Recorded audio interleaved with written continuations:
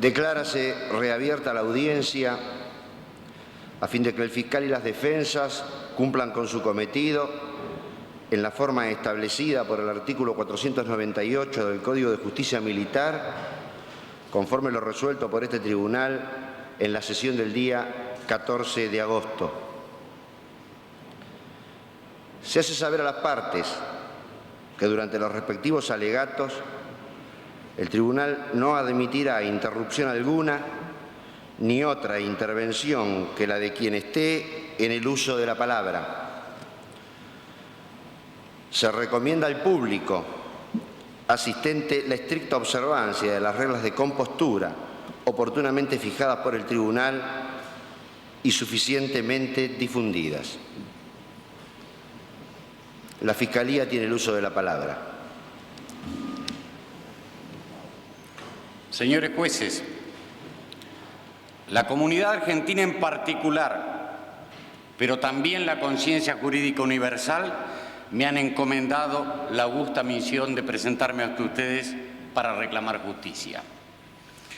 Razones técnicas y prácticas, tales como la ausencia de un tipo penal específico en nuestro derecho interno que describa acabadamente la forma de delincuencia que hoy enjuiciamos aquí, y la imposibilidad de considerar uno por uno los miles de casos individuales, me han determinado exhibir a lo largo de 17 dramáticas semanas de audiencia tan solo 709 casos que no agotan, por cierto, el escalofriante número de víctimas que ocasionó lo que podríamos calificar como el mayor genocidio que registra la joven historia de nuestro país.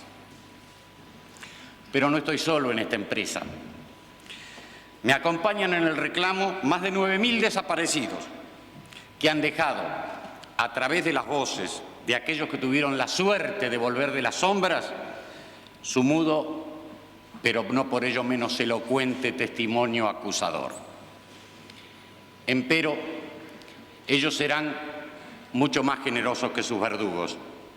Estamos persuadidos de que no es posible explicar el terrorismo de Estado, entendido como el ejercicio criminal del poder mediante la represión clandestina y al margen de toda norma jurídica, si no se lo sitúa en su contexto histórico. Y ese contexto nos muestra como rasgo distintivo la pérdida de la conciencia jurídica. Nos revela que frente a la usurpación del poder por medio de la fuerza, la corrupción en el manejo de la cosa pública y el fraude electoral, surge para ciertos sectores como única panacea la violencia guerrillera. Una violencia que hace un culto de sí misma, que ni siquiera intenta justificarse como enderezada a conjurar el abuso de poder o la dictadura. Se muestra de tal suerte como una forma de acción directa encaminada al logro de sus propios fines al margen de todo sistema jurídico o moral. Y así, como nota distintiva, exhibe su ceguera, su inflexibilidad e indiferencia frente al contexto histórico en que se decide actuar. Porque si como una forma de resistencia a la opresión podía al menos intentar explicarse, en tanto se resolvió combatir indiscriminadamente contra gobiernos militares y gobiernos constitucionales, denunciaba antes que una estrategia coyuntural un apego a la violencia por la violencia misma.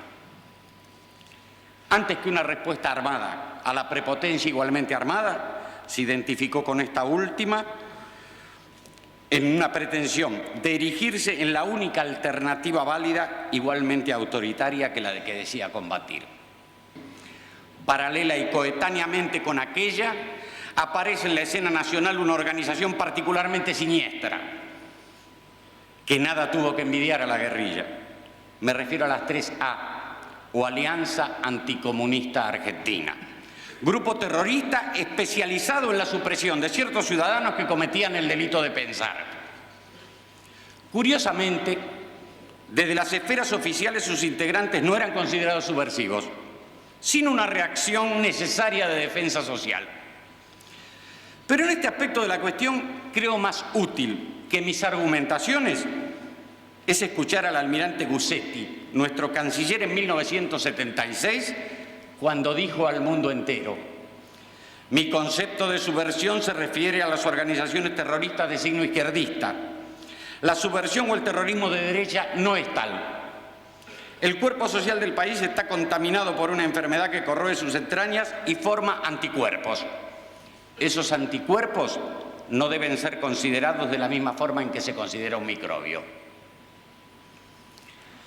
Así también, impúdicamente, se pretende justificar la existencia de esas bandas en la página 8 del libro El terrorismo en la Argentina, presentado por la defensa del general Viola. Pero la particularidad de estos anticuerpos, mejor sería llamarlos antihombres, fue la forma indiscriminada en que ejercieron su culto a la violencia. A cualquier acción violenta de la guerrilla respondían con el cobarde asesinato de algún político o de algún intelectual de izquierda, en todos los casos inerme. Así atentaron en octubre de 1973 contra el senador Hipólito Solari Irigoyen. En 1974 contra el rector de la Universidad de Buenos Aires, Raúl Laguzzi, matando a su hijo Pablo de 4 meses de edad. El mismo año asesinaron a Silvio Frondizi y a los comunistas Carlos Alberto Miguel, Rodolfo H. y Enrique Lam, al ingeniero Carlos Llerenas Rosas y tantísimos otros más cuya enumeración no es del caso hacer aquí. Pero mucho más grave que esta desfachatada justificación desde el gobierno es el hecho incontrovertible que las 3A desaparecen de la escena a partir del golpe de Estado del 24 de marzo de 1976. Porque, señores jueces, de esa fecha en adelante, la más empeñosa búsqueda para detectar un hecho de esta organización resulta estéril. ¿Por qué? La respuesta es obvia. Porque se integran al Estado. Porque la complicidad tolerante se dio paso a la acción directa, pasando sus miembros a revistar en los cuadros permanentes de la represión bajo la forma de las temidas patotas. De otra manera, los anónimos operativos de detención en horas de la madrugada practicados por pandillas disfrazadas carecerían de explicación. Tal, en apretada síntesis, el cuadro de violencia imperante en el país cuando 3 de los hoy procesados deciden, una vez más en nombre de las Fuerzas Armadas, tomar por asalto el poder despreciando la voluntad popular. ¿Y cuál fue la respuesta luego de este que se dio desde el Estado a la guerrilla subversiva? Para calificarlo, señores jueces, me bastan 3 palabras: feroz, clandestina y cobarde. Porque si bien resulta inexcusable admitir la necesidad y la legitimidad de la represión de aquellas organizaciones que hacen de la violencia su herramienta de lucha política a fin de defender los valores de la democracia, del mismo modo de admitirse que cuando esa represión se traduce en la adopción de los mismos métodos criminales de aquellas organizaciones, renunciando a la eticidad, nos encontramos en presencia de otro terrorismo, el del Estado, que reproduce en sí mismo los males que dice combatir. Los guerrilleros secuestraban, torturaban y mataban. ¿Qué hizo el Estado para combatirlos? Secuestrar, torturar y matar en una escala infinitamente mayor.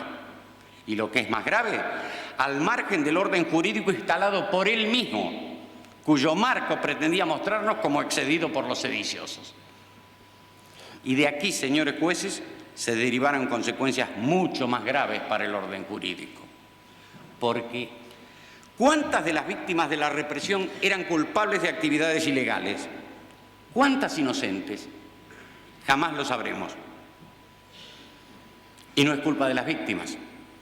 No bastan los chismorreos de los servicios de informaciones que de manera vergonzante se han esgrimido en este juicio en muchas oportunidades. Al suprimirse el juicio, se produjo una verdadera subversión jurídica. Se sustituyó la tortura por la delación, el interrogatorio por la tortura y la sentencia razonada por el gesto neroniano del pulgar hacia abajo.